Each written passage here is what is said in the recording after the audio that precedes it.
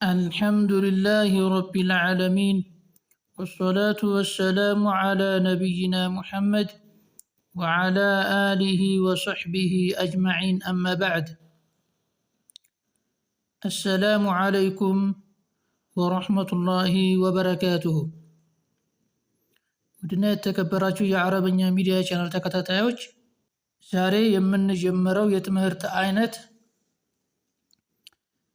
መትኑል አጁሩሚያህ የሚል የነህው ትምህርት ይሆናል ማለት ነው። መትኑ ማለት መሰረት ማለት ነው። የአንድ ኪታብ መሰረት ሸሪህ ሊደረግ የሚችል ሊብራራ የሚችል አጠር ተደርጎ የተዘጋጀ ኪታብ መትን ይባላል ማለት ነው። ለጀማሪ በሚሆን መልኩ ያ መትን ይባላል፣ ወይንም የኪታቡ አስል ማለት ነው፣ መሰረት ማለት ነው። ስለዚህ መትኑል አጁሩሚያህ የሚለው የነህው ኪታብ ለጀማሪ የምትሆን አጠር ያለች ኪታብ ነች። በጣም ትልቅ ጥቅም አላት ማለት ነው። ስለዚህ በአላህ ፍቃድ ይህንን የነህው ትምህርት እንጀምራለን በአላህ ፍቃድ ማለት ነው። ጦይብ፣ ከደብተራችሁ በቀኝ በኩል ላይ መትኑል አጁሩሚየቲ ብላችሁ ትጽፋላችሁ ማለት ነው።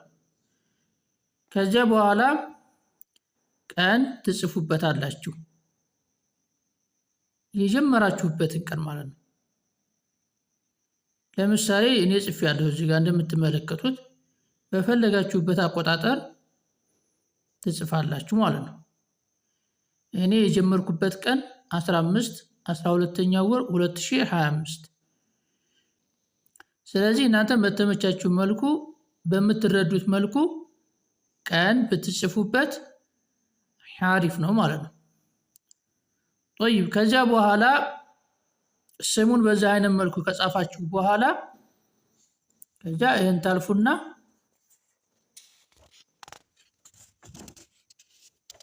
እዚህ ጋር እንጀምራለን ማለት ነው ኢንሻአላህ። ስለዚህ እናንተም በዛ አይነት መልኩ ነው የምትጽፉት ማለት ነው። ጦይብ፣ እዚህ ጋር እንማራለን። ስጽፍ በደንብ ተከታተሉኝ።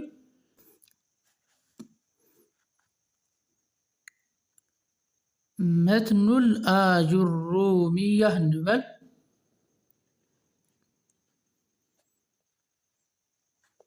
መትኑል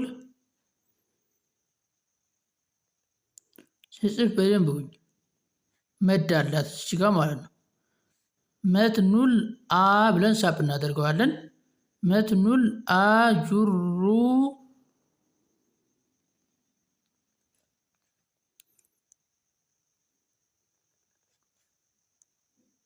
ሚየቲ ይሆናል ማለት ነው። ስለዚህ መትኑል አጁ ቶም ማለች ማለት ነው። አጁሩ ሸዳላት ዶማ እናረጋታለን፣ ትስባለች ማለት ነው። መትኑል አጁሩሚየቲ ሚየ እቺ ሸዳላት ትጠብቃለች ማለት ነው።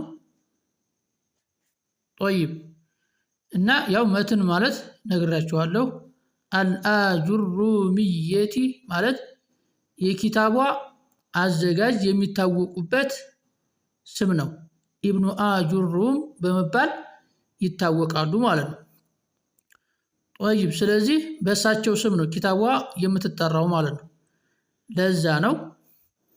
ጦይብ፣ ስለዚህ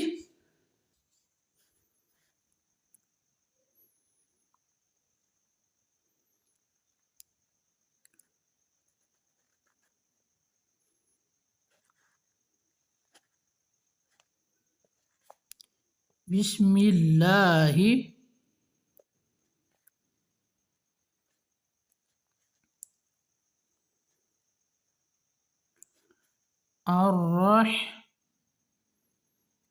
አራሕማኒ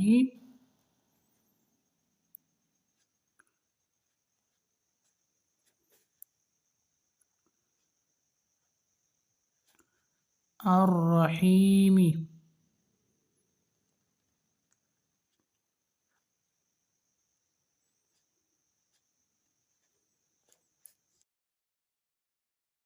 طيب የኪታቧን ስም መትኑል አዙሩሚያ የሚለውን የኪታቡን ስም ደብተራችሁ መጀመሪያ አካባቢ ላይ ከጻፋችሁ በቂ ነው። እሺ طيب ቢስሚላሂ በአላህ ስም እጀምራለሁ። አርረሕማኒ እጅግ በጣም ሩህሩህ በሆነው፣ አርረሒሚ እጅግ በጣም አዛኝ በሆነው በአላህ ስም መጻፌን እጀምራለሁ።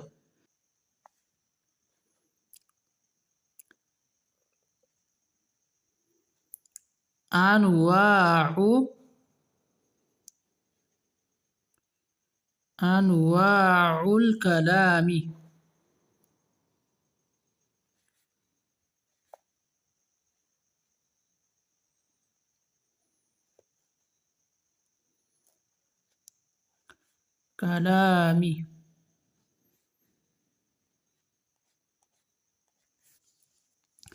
طيب አንዋዑ ማለት አይነቶች ማለት ነው። አልከላሚ የንግግር አይነቶች። አንዋዕ ማለት አይነቶች ማለት ነው። ነጠላው ነውዕ ነው። አይነት ለማለት ከፈለግ ነውዕ እንላለን።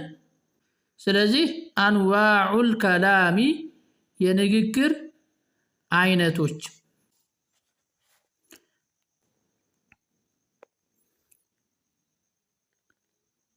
አልከላሙ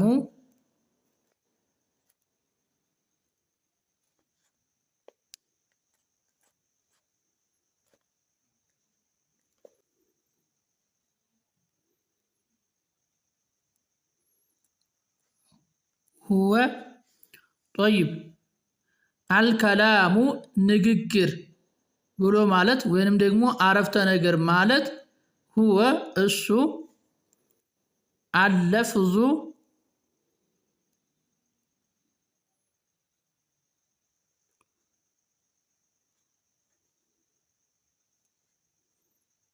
አለፍዙ ድምፅ ነው። ድምፅ ማለት ከፊል የአረበኛ ፊደላቶችን አቅፎ የያዘ ድምፅ ማለት ነው። ከአፍ የወጣ የሆነ ድምፅ ምን ይባላል? ለፍዝ ይባላል ማለት ነው። ስለዚህ አልከላሙ ንግግር ወይንም ደግሞ አረፍተ ነገር ማለት ሁወ እሱ አለፍዙ ድምፅ ነው። ከፊል የአረበኛ ፊደላቶችን አቅፎ የያዘ ከአሊፍ እስከ ያ ካሉ ፊደላቶች መካከል ከፊሎቹን የያዘ ማለት ነው። ለምሳሌ ቃለ ብንል ቃለ ስንል ቃፍ አሊፍና ላምን ይዟል ማለት ነው። ሙሐመዱን ብንል ለምሳሌ ስለዚህ ከፊል የአረበኛ ፊደላቶችን የያዘ። ለምሳሌ እዚህ ጋር አንዋዕ ስንል ምንድነው? ይሄ ከፊል የአረበኛ ፊደላቶችን ይዟል ማለት ነው። ስለዚህ ድምፅ መሆን አለበት ማለት ነው። አሁን ድምፅ ስንል ምንድነው? ጽሁፍ ምን አይሆንም ማለት ነው። ጽሁፍ የሚለውን ያወጣልናል ማለት ነው። ማመላከትን ኢሻራን ያወጣልናል፣ መጠቆምን ያወጣልናል ማለት ነው ድምፅ ሲባል። ስለዚህ የግድ ምን መሆን አለበት? ድምፅ መሆን አለበት ማለት ነው። ከአፍ የወጣ ድምፅ መሆን አለበት ማለት ነው።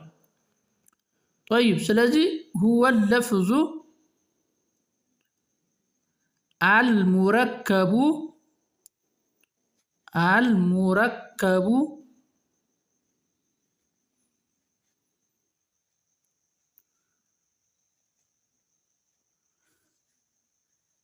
የተዋሃደ የሆነ ሁለትና ከዚያ በላይ ከሆኑ ቃላቶች የተዋሃደ የተቀናጀ መሆን አለበት ማለት ነው። ሙረከብ ማለት ሁለትና ከዚያ በላይ ከሆኑ ቃላቶች የተዋሃደ ወይንም ደግሞ የተቀናጀ መሆን አለበት።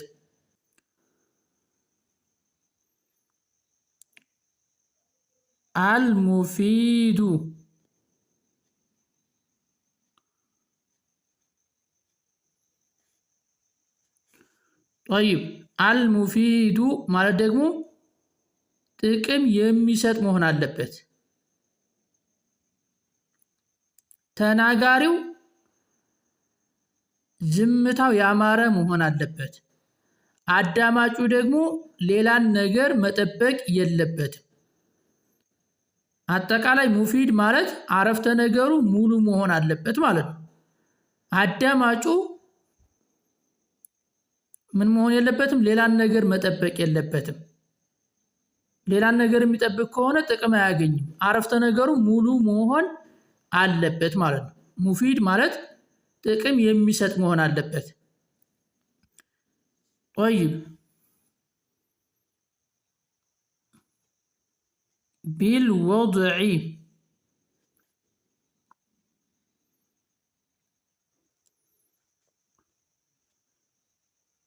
ቢልወድዒ አቀማመጡ በአረበኛ መሆን አለበት። አረበኛ መሆን አለበት ማለት ነው። ከአረቦች ቋንቋ መሆን አለበት። ይህ ማለት ምንድን ነው? ከአረበኛ ውጭ የሆኑ ቋንቋዎች ከላም አይባሉም ማለት ነው። እንደ ነህውዮች አተረጓጎም ማለት ነው። ስለዚህ ከላም ለመባል አንድ ነገር ምን መሆን አለበት? አረበኛ መሆን አለበት ማለት ነው። ከአረበኛ ውጭ አማርኛ፣ እንግሊዘኛ፣ ኦሮምኛ፣ ትግረኛ ምን አይደለም ማለት ነው፣ ከላም አይባልም ማለት ነው። ጠይብ ልድገምላችሁ። አልከላሙ ንግግር ብሎ ማለት እነዚህን አራት ነገራቶችን መያዝ መቻል አለበት፣ አቅፎ መያዝ አለበት ማለት ነው። ሁወ እሱ አለፍዙ ድምፅ ሊሆን ነው፣ ከአፍ የወጣ ማለት ነው። ጽሁፍ ቢሆን ምን አይባልም ማለት ነው፣ ከላም አይባልም ማለት ነው። ኢሻራ ማመላከት ከላም አይባልም ማለት ነው። መጠቆም ከላም አይባልም ማለት ነው። በነህውዮች አተረጓጎም ነው። እሺ የተጻፈ ጽሁፍ በሸሪዓ ደረጃ ምንድነው? ከላም ነው፣ እንደ ሸሪዓ ማለት ነው። በነህውዮች አተረጓጎም ነው አሁን እየነገርኳችሁ ያለሁት ማለት ነው። እሺ በሸሪዓ ግን ለምሳሌ ቁርአን የአላህ ቃል ነው አይደል? ተጽፏል። ስለዚህ የተጻፈ ነገር ከላም ነው በሸሪዓ ማለት ነው። ነገር ግን በነህውዮች አተረጓጎም ግን የተጻፈ ከላም አይደለም ይላሉ ማለት ነው። ጠይብ አልሙረከቡ እንደዚሁም ደግሞ ሁለትና ከዚያ በላይ ከሆኑ ቃላቶች የተዋሐደ መሆን አለበት ንግግርን ለማግኘት ማለት ነው። ጠይብ አልሙፊዱ ጥቅም የሚሰጥ መሆን አለበት። የሕሱኑ ስኩቱል ሙተከሊሚ ዓለይሃ በሚናገረው ላይ የተናጋሪው ዝምታ ማማር አለበት። አዳማጩ ደግሞ ሌላን ነገር ላያዳምጥ ነው ማለት ነው። ምን ሊል ነው ብሎ ማዳመጥ የለበትም። ቢልወድዒ አቀማመጡ በአረበኛ መሆን አለበት፣ ከአረቦች ቋንቋ መሆን አለበት ማለት ነው። ስለዚህ 1 2 3 4 እነዚህ አራት ነገራቶች ሲሟሉ ነው ማለት ነው አንድ ንግግር ሊባል የሚችለው ማለት ነው።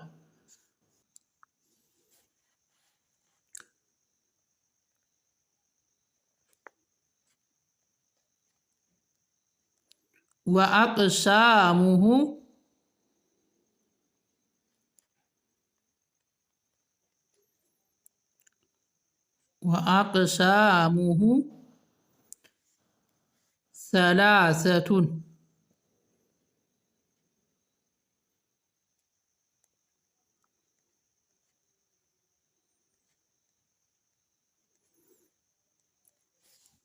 ጠይብ ክፍሎቹ 3 ናቸው።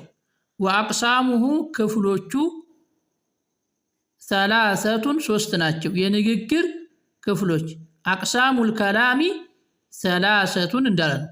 የንግግር ክፍሎች 3 ናቸው ማለት ነው።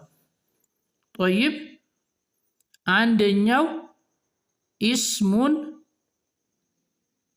ስም ነው። ኢስሙን እቺ ሐምዘቱል ወስል ነች፣ በከስራ እናነባታለን።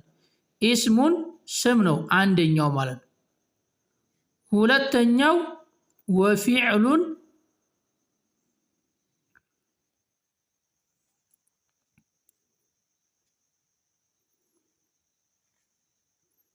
ወፊዕሉን ግስ ነው ማሰሪያ አንቀጽ ነው ማለት ነው። طيب ሶስተኛው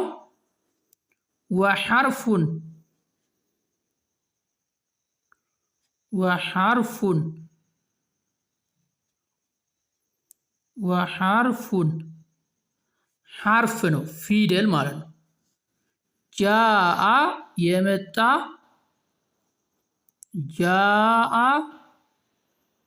የመጣ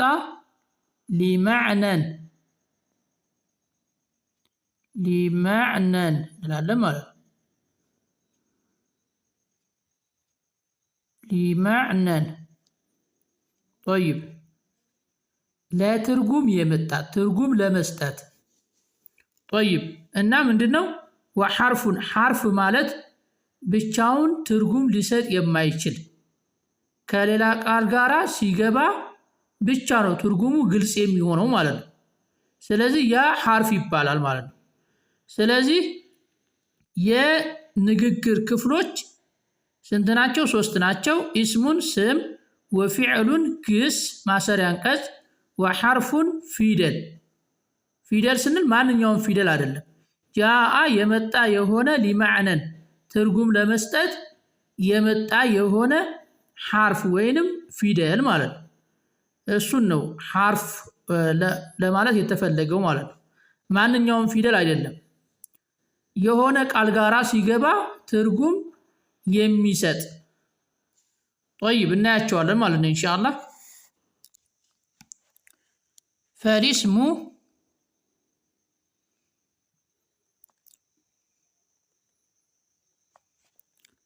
فالاسم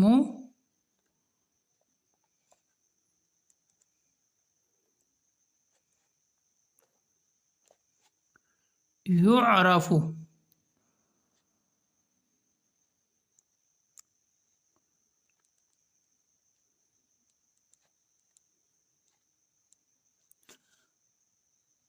طيب ፈሊስሙ ስም ማለት ነው። ስናነብ ፈሊስሙ ነው የምንለው። እዚህ ጋር ኢስሙን የሚለው ላይ አሊፍና ላም ስንጨምርበት ምን ይሆናል? ሐምዘቱል ወስሉ ስናያያዝ አይነበብም ብለን አይደል እንዴ? ከእንደገና ደግሞ ላሟ ወደ ከስራ ትቀየራለች። ምንድነው የምንለው? ፈልኢስሙ አንልም። እሺ ፈልኢስሙ አንልም። ስኩን የሆነችዋን ላም ከስራ እናደርጋትና ፈሊ እንላለን። ከዛ ሐምዘቱል ወስሏ አትነበብም። ፈሊስሙ ነው የምንለው ማለት ነው። ብዙዎቻችን እዚህ ጋር ስናነብ እንሳሳታለን። ስለዚህ ማለት ያለብን ፈሊስሙ ነው ማለት ያለብን ማለት ነው። ፈልኢስሙ ስተት ነው። እሺ ሐምዘቱል ወስል ስለሆነች ማለት ነው። طيب ፈሊስሙ ስም ዩዕረፉ ይታወቃል። አሁን ደግሞ የንግግር ክፍሎችን ከነገሩን በኋላ እነዚህ ክፍሎች እንዴት አድርገን ልናውቃቸው እንደምንችል በማየት ብቻ የምንለይባቸውን መንገዶች ሊነግሩን ነው ማለት ነው። አሁን የመጀመሪያው ስም የሚታወቅበትን መንገድ ዘዴ ሊነግሩን ነው። طيب ፈሊስሙ ስም ዩዕረፉ ይታወቃል። طيب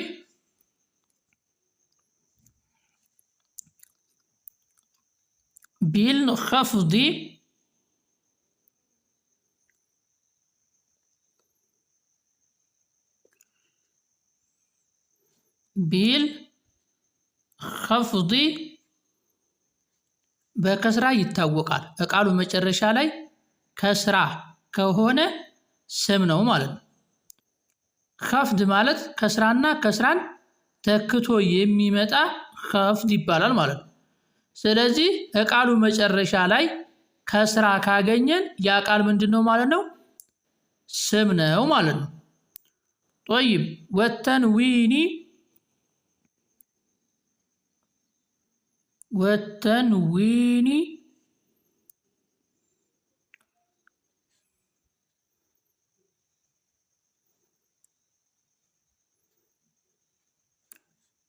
በተንዊን ይታወቃል። ተንዊን ማለት ፈትሐተይን፣ ዶመተይን፣ ከስረተይን ቃሉ መጨረሻ ላይ ተንዊን ካገኘን ያ ቃል ምንድነው ማለት ነው? ስም ነው ማለት ነው። طيب ودخول الالف واللام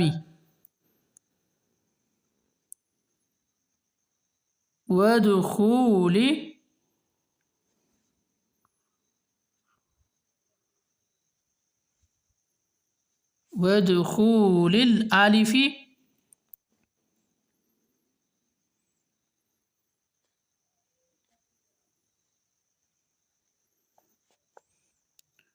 واللام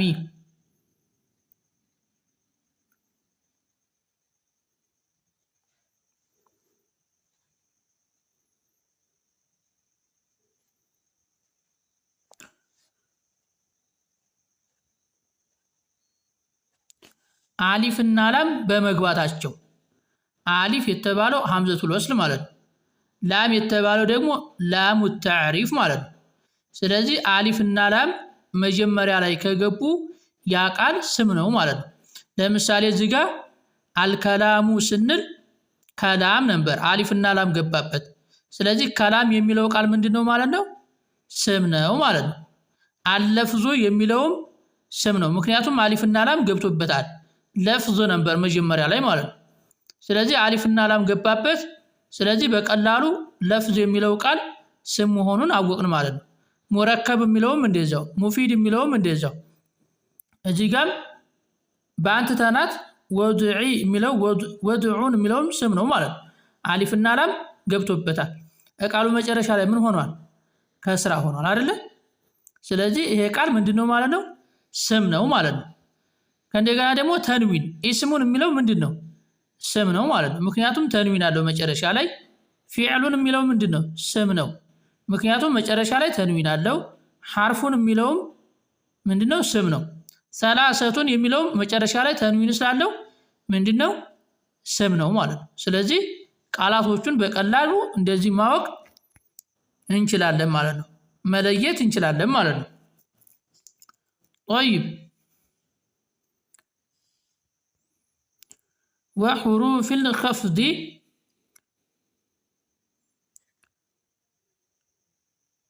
وحروف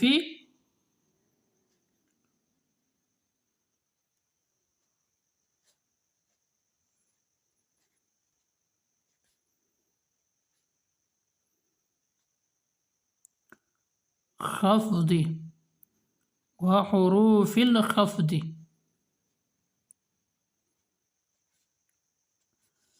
طيب የኸፍት ፊደላቶች በመግባታቸው የቃሉ መጨረሻ ከስራ እንዲሆን የሚያደርጉ ፊደላቶች አሉ። ስለዚህ ምንድነው ወሁሩፍ الخفض እዚህ ጋር እናያይዘዋለን ማለት ነው። ወድኹሊ ወቢድኹሊ ሁሩፍ الخفض እንዳለ ነው። የኸፍት ፊደላቶች በመግባታቸው የኸፍት ፊደላቶች ገብተው ካገኘን ቃሉ መጀመሪያ ላይ ያ ቃል ምንድነው ማለት ነው? ስም ነው ማለት ነው። طيب وهي እነሱም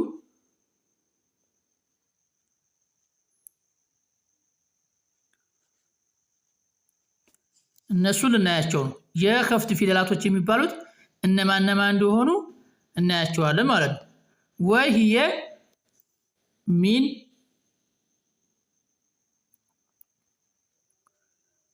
ሚን የሚለው ማለት ነው። ይሄ ሐርፍ ነው። ለምሳሌ ይሄ ሚን የሚለው ምንድነው? ሐርፍ ነው ማለት ነው። የኸፍድ ፊደል ነው። ቃሉ መጀመሪያ ላይ ሚን የሚለው ከገባ ያ ቀጥሎት ያለው ቃል ምንድነው ማለት ነው? ስም ነው ማለት ነው። ለምሳሌ ሚን ሙሐመድን ብንል ሙሐመድ የሚለው ስም ነው። ወኢላ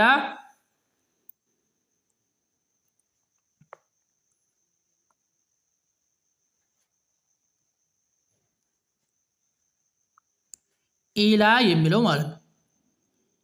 ኢላ የሚለው የሆነ ቃል ላይ ከገባ ያ የገባበት ቃል ምንድን ነው ማለት ነው? ስም ነው ማለት ነው። ወዓን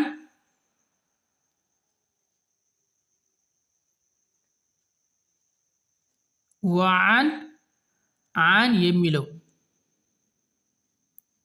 ወዓላ አላ የሚለው ማለት ነው። ወፊ ፊ የሚለው ወፊ ፊ የሚለው ማለት ነው።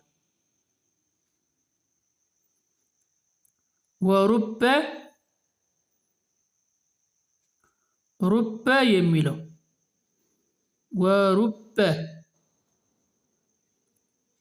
ወሩበ የሚለው ማለት ነው። ወልባኡ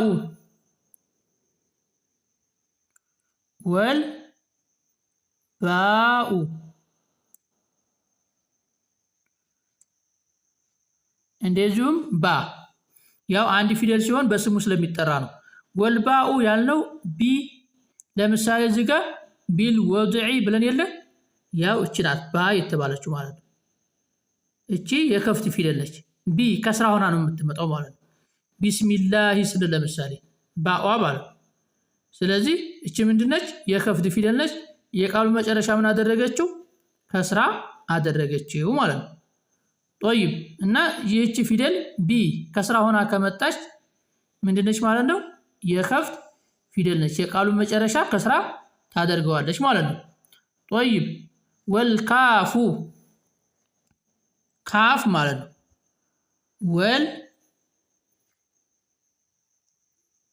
ወልካፉ ካፍ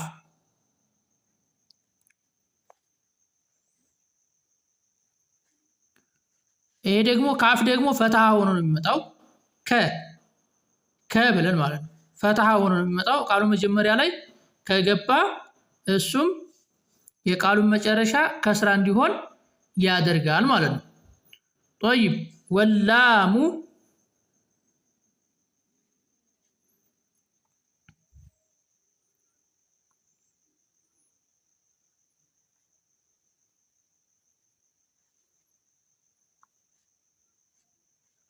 ወላሙ ላም ደግሞ ከስራ ሆና ነው የሚመጣው። ለምሳሌ አልሐምዱ ሊላሂ አልቁርአኑ ሊሙሐመድን ብንል ቁርአኑ የሙሐመድ ነው ብንል ማለት ነው። ጦይብ ስለዚህ ከስራ ሆና ነው የምትመጣው ማለት ነው።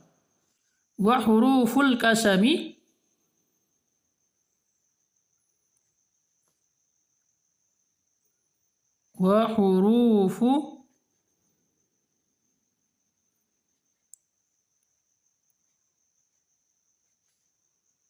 وحروف القسم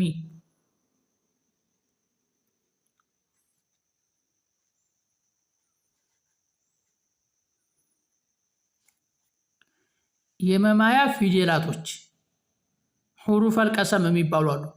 ለመሐላ የምንጠቀምባቸው ማለት ነው። እነሱም የከፍት ፊደላቶች ናቸው። ስለዚህ እነሱ የገቡበት ቃል ምንድነው? ስም ነው ማለት ነው። ጦይብ ወህየ እነሱም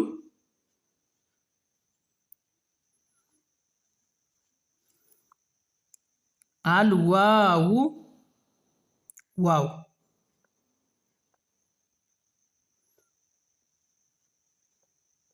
ዋው ማለት ነው። ፈትሃ ሆኖ ነው የሚመጣው። ለምሳሌ ወልዓስሪ እንላለን። ወልዓስር በጊዜያት እምላለሁ ይላል ማለት ነው። ስለዚህ ወላሂ እንላለን። ስለዚህ የቃሉ መጨረሻ ምን ሆነ? ከፍት ሆነ ማለት ነው።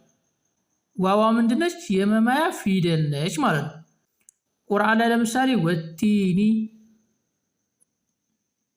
ወልፈጅሪ ወለይሊ ወልዓስሪ ወሸምሲ የቃላቶቹ መጨረሻቸው ምን ሆኗል?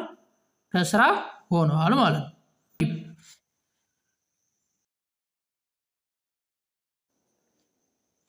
ወልባኡ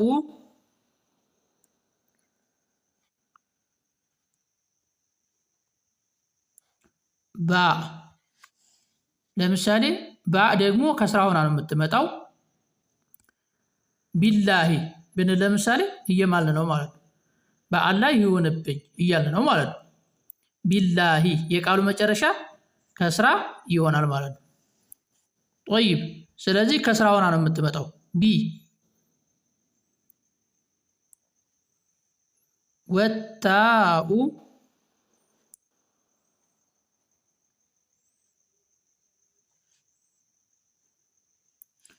ታ ደግሞ ታ ፈትሃ ሆና ነው የምመጣው። ተላሂ ተላሂ ካልን እየማልን ነው ማለት ነው። ወላሂ ብለን እየማልን ነው ማለት ነው። ጠይብ ስለዚህ እነዚህ ፊደላቶች የከፍት ፊደላቶች ናቸው ማለት ነው። ጠይብ ይህን ይመስላል የዛሬው ትምህርታችን። ኢንሻአላህ እስኪ አንዴ ደገም ላደርግላችሁ ማለት ነው ኢንሻአላህ። ጠይብ ዛሬ የተማርነው ምንድነው? ንግግር አረፍተ ነገር ሊባል የሚችለው በነህዊዮች አተረጓጎም እነዚህን የተቀመጡትን አራቶቹን መስፈርቶች ሲያሟላ ብቻ እንደሆነ ተምረናል። አንደኛው አለፍዙ ለፍዝ ድምጽ ማለት ነው። ከፊል የአረበኛ ፊደላቶችን አቅፎ የያዘ ማለት ነው። በአጭሩ ይሄ ነው። አልሙረከቡ ሁለትና ከዚያ በላይ ከሆኑ ቃላቶች የተዋሃደ። አልሙፊዱ ጥቅም ሊሰጥ የሚችል መልእክት ሊያስተላልፍ የሚችል መሆን አለበት ማለት ነው። ሶስተኛው ቢልወድዒ አቀማመጡ በአረበኛ መሆን አለበት፣ ከአረቦች ቋንቋ መሆን አለበት ማለት ነው። እነዚህን አራት መስፈርቶች ሲያሟላ አንድ አረፍተ ነገር ምን ይባላል ማለት ነው? አረፍተ ነገር ይባላል ወይንም ከላም ይባላል ማለት ነው። የከላም ክፍሎች ደግሞ ስንት ናቸው? ሶስት ናቸው። ኢስሙን ወፊዕሉን ወሐርፉን ጃአ ሊማዕናን። ሶስቶቹን እንይዛለን። የመጀመሪያው ምንድነው? ኢስም ነው። ፈሊስሙ ስም ዩዕረፉ ይታወቃል። ስም የሚታወቅባቸው አራት ምልክቶች አሉ። ቢልከፍዲ በከፍት ይህን መያዝ አለብን። ወተንዊኒ በተንዊን ወድኹል ልአሊፊ ወላሚ አሊፍና ላም በመግባቱ ሐምዘቱል ወስልና ላም ታዕሪፍ ወሑሩፍ ልከፍዲ የከፍድ ፊደላቶች በመግባታቸው። የከፍድ ፊደላቶች እነማን ናቸው? ወህየ ሚን ወኢላ ወዓን ወዓላ ወፊ ወሩበ ወልባኡ ወልካፉ ወላሙ ወሑሩፉል ቀሰሚ የመሐላ ፊደላቶች። ወህየ እነሱም የመሐላ ፊደላቶች የሚባሉት አልዋው ዋው፣ ወልባኡ ባ፣ ወታኡ ታ። ባጭሩ እነዚህን ብቻ እንያዛቸው ማለት ነው። ከዚያ በኋላ ወደፊት በሰፊው እየተማረ ስንሄድ ያኔ ኢንሻአላህ የቃላቶቹ ትርጉም ምንድነው በሰፊው የምንማረው ይሆናል ማለት ነው። ይህን ይመስላል የዛሬው ትምህርታችን። ወሰላሙ አለይኩም ወረሕመቱላሂ ወበረካቱሁ።